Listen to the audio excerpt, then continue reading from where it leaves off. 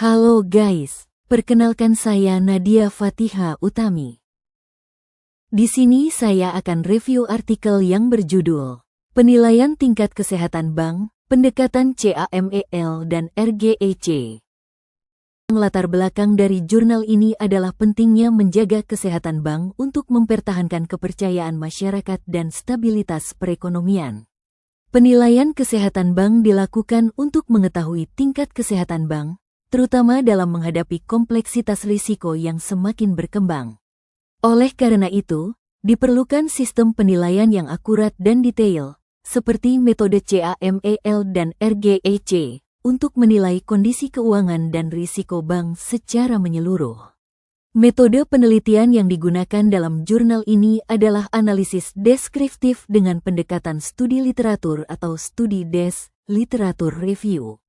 Penelitian ini membandingkan laporan keuangan bank menggunakan dua metode penilaian kesehatan bank, yaitu metode CAMEL dan RGEC, untuk kemudian dianalisis secara kualitatif dan kuantitatif berdasarkan data sekunder dari laporan keuangan Bank Maybank Syariah Indonesia periode tahun 2011 sampai tahun 2016.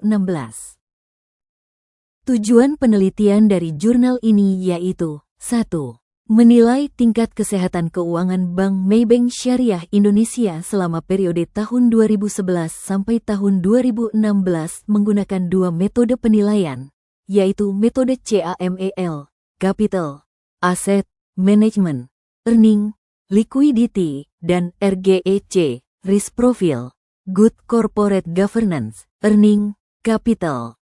2. Menganalisis dan membandingkan hasil penilaian kesehatan bank yang diperoleh dari kedua metode tersebut untuk mengetahui apakah hasil penilaian dari CAMEL dan RGEC konsisten atau berbeda.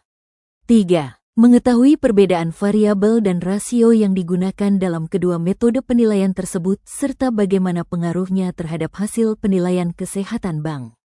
4.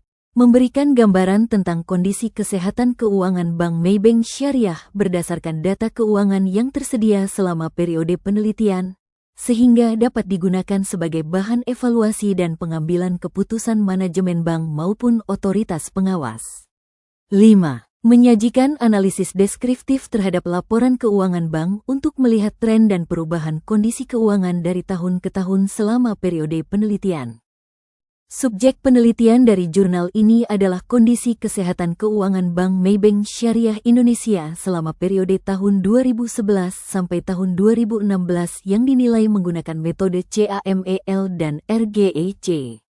Permasalahan utama dari jurnal ini adalah bagaimana menilai tingkat kesehatan keuangan Bank Maybank Syariah Indonesia selama periode tahun 2011 sampai tahun 2016 dan apakah hasil penilaian tersebut konsisten ketika menggunakan dua metode berbeda, yaitu CAMEL dan RGEC. Selain itu, juga dibahas mengenai perbedaan variabel dan rasio yang digunakan dalam kedua metode tersebut serta pengaruhnya terhadap hasil penilaian kesehatan bank. Hasil penelitian dari jurnal ini menunjukkan bahwa secara umum, Bank Maybank Syariah Indonesia selama periode tahun 2011 sampai tahun 2016 dapat dikatakan cukup sehat. Hampir semua rasio yang digunakan dalam penilaian menggunakan metode CAMEL dan RGEC memenuhi standar yang ditetapkan, menunjukkan kondisi keuangan yang stabil.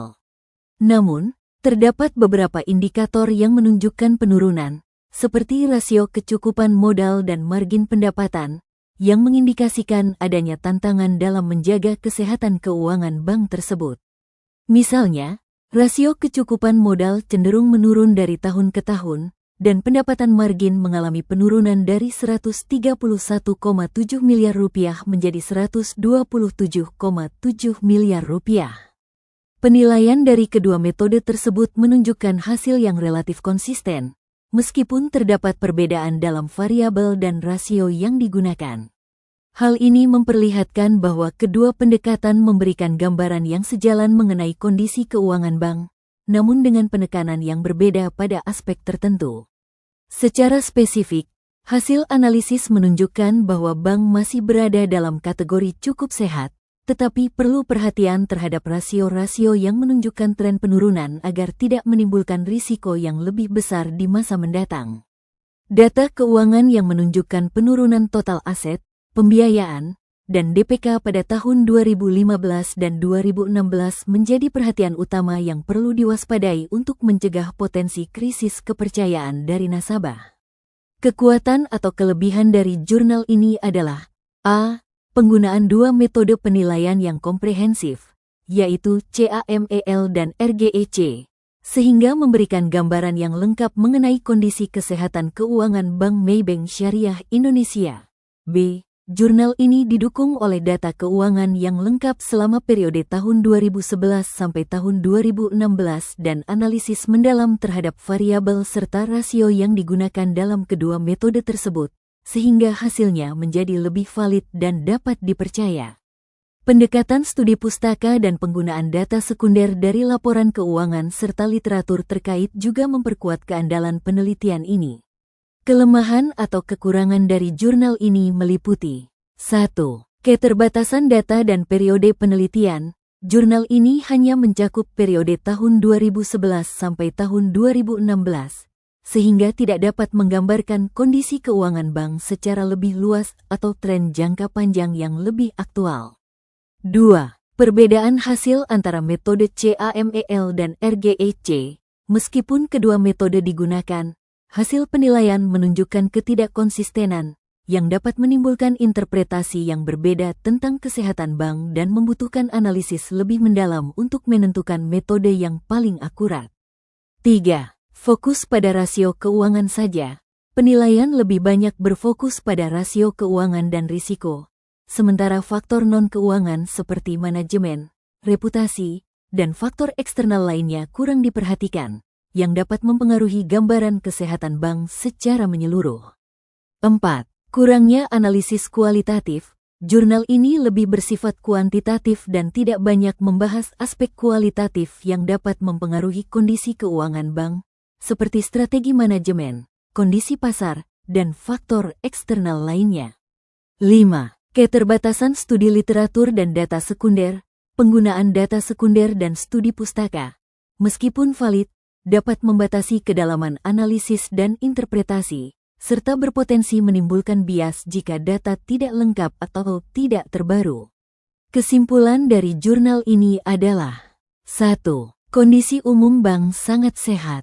Secara keseluruhan, Bank Maybank Syariah Indonesia selama periode tahun 2011 sampai tahun 2016 menunjukkan kondisi keuangan yang cukup sehat. Penilaian menggunakan kedua metode, CAMEL dan RGEC, menunjukkan bahwa bank berada dalam kategori sehat meskipun terdapat fluktuasi dan tantangan tertentu. 2. Perbedaan hasil penilaian metode CAMEL dan RGEC. Metode RGEC dianggap memberikan gambaran yang lebih komprehensif dan akurat karena tidak hanya menilai aspek keuangan tetapi juga risiko dan tata kelola perusahaan, GCG. Hasil penilaian menunjukkan bahwa selama periode tersebut, bank cenderung tetap dalam kondisi sehat hingga cukup sehat, meskipun ada penurunan pada beberapa rasio keuangan utama. 3. Perkembangan rasio keuangan dan risiko. Rasio CAR tetap di atas batas minimum, menunjukkan modal yang cukup untuk menutupi risiko. Rasio profitabilitas seperti ROA dan NOM mengalami fluktuasi dan penurunan signifikan di tahun terakhir periode, menandakan adanya tantangan dalam profitabilitas. Kualitas aset menunjukkan peningkatan efisiensi penyaluran aktiva, tetapi rasio NPF tetap rendah, menandakan pengelolaan risiko kredit yang baik. Likuiditas dinilai cukup baik, meskipun beberapa indikator menunjukkan kondisi yang kurang optimal. 4. Rekomendasi. Penggunaan metode RGEC disarankan sebagai pendekatan utama dalam penilaian kesehatan bank karena mampu memberikan gambaran lengkap dan mendalam tentang kondisi keuangan, risiko, dan tata kelola bank.